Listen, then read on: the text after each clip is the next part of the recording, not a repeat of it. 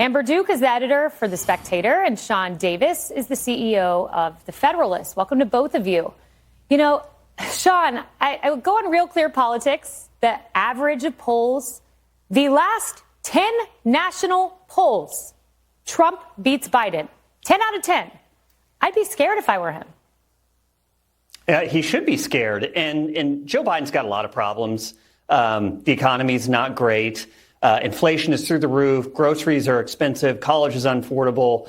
Gas is over $3 a gallon. But Joe Biden's biggest problem is that people can see the results of his policies, and they're bad. Everyone's worse off now than they were 4 years ago. They're poorer.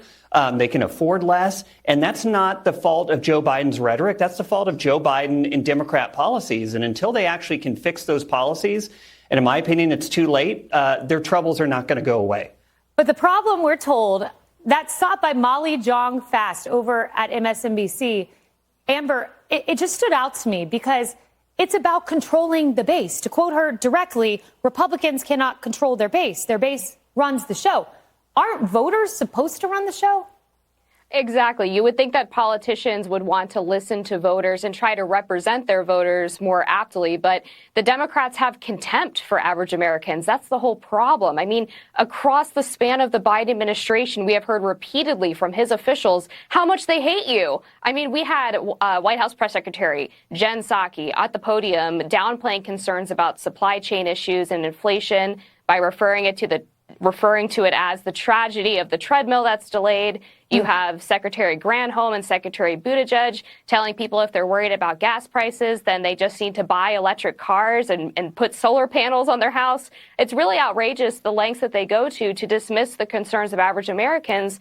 And so it's no wonder when you see this Bloomberg poll that actually breaks down the issues and who voters trust more, that Trump is leading on the economy by double digits. Yeah. That's the real problem for Biden.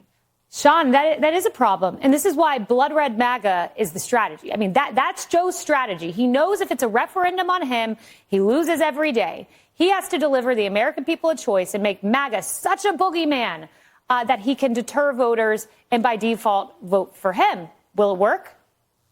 Well, yeah, it's kind of fascinating. You hear his rhetoric where he says we need to set aside the divisiveness and the rancor. And then he goes out and says everyone who doesn't vote for him is a MAGA terrorist, or that if you're black and you don't vote for him, you're not really black. Those are not the words of a man who's interested in unity or uniting the country. Those are the words of a man who's terrified of his own political position and is desperate to make everyone who opposes what he's done look like terrorists. He's going to have a campaign of demonizing and demonization, not a campaign of hope or of trying to get people's best spirits or best thoughts going forward. This is a guy who only cares about destroying his opponents. And too often that includes people like us, regular voters.